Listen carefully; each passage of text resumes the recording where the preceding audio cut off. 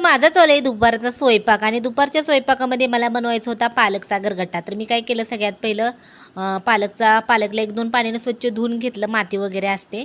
नंतर कढईमध्ये काढून घेते, 1 टोमॅटो घालायचा, थोडेसे शेंगदाणे आणि मी काय करते मिरची बारीक न करता पालकबरोबरच मिरची पण शिजायला टाकते. थोडीशी मुगाची डाळ पण घातली होती. एका साईडला पालक शिजतोयच तोपर्यंत पटापट मक्याच्या भाकरी करून घेतल्या आणि ते बघू शकता भाकरी पातळ अशा केल्या होत्या. नंतर भाकरी होतात तोपर्यंत थालीपीठाची पण सगळी तयारी केली. संचीसाठी बनवायचं होतं थालीपीठ. टिफिन दिला होता पण टिफिन काही संचितनी खाल्लाच नाही. त्यामुळं मग आल्या त्याच्यासाठी आता थालीपीठ करते मी.